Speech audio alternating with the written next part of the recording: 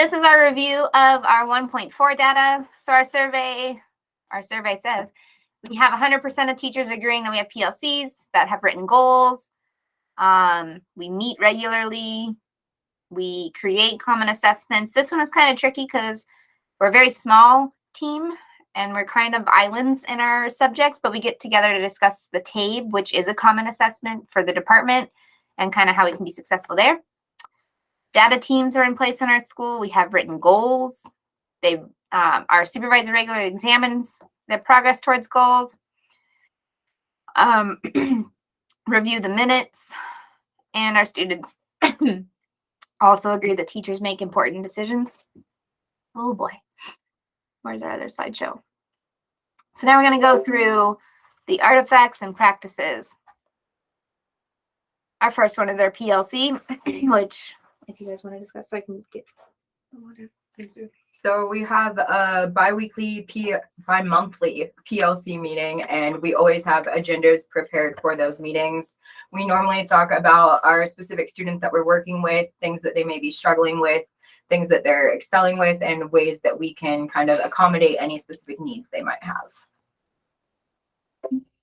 And here's that agenda, so we can kind of see what's happening with it. We go through it.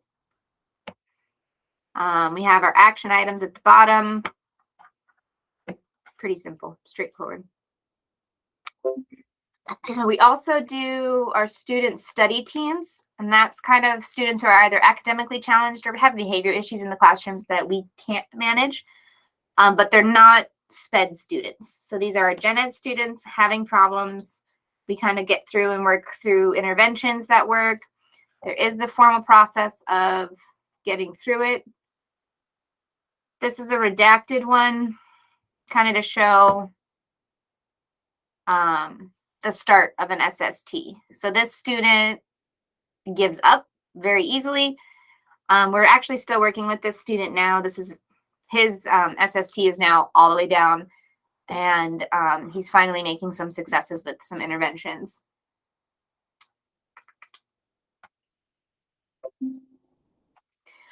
Like I said in the last video, we all are part of a committee, and it's a committee of us leading it and then the other teachers. We made some SMART goals for each committee. And this, I think, was done as a team, right? Honestly, yes. We kind of all sat down and made the SMART goals. I don't think you were here yet. Oh, But okay. yeah, I think we all kind of sat down and made them together. So this is just an example of one of, or two of them, our transition team and our student outreach.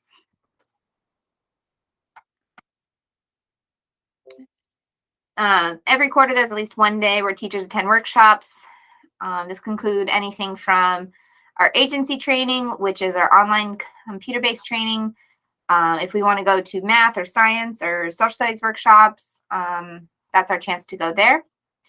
This was an in-house workshop that we did in January of this past year. It looks very similar to a PLC, but this is, I think, the day that we made our goals, actually. So that worked out.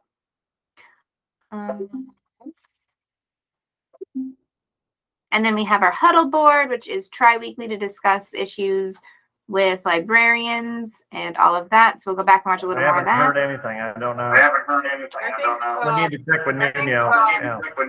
He's off, and I believe he's back a little bit next week also, so we'll have to follow up with that later. Okay. We did this. It's not, well, HRS is done. So that's our meeting. As I say, it's done, and here we are. But we meet tri-weekly to kind of touch base and make sure all our needs are being met, all the data is being collected, and all that. We also made curriculum maps at one of the workshops previously, and they kind of just help us keep on track with students' progress. And we have lots and lots. We had a Holocaust curriculum made, and they're just to keep kind of us in track of what we're working on. Ooh, too far. Too far. And then do one of you guys want to talk about the tape? And how we use the results? If you'll start, I'll chime in. So all of our students have to take a TAPE test, which is a test of adult basic education, just basically proving that they have enough knowledge to have passed 8th grade. So it's functional literacy.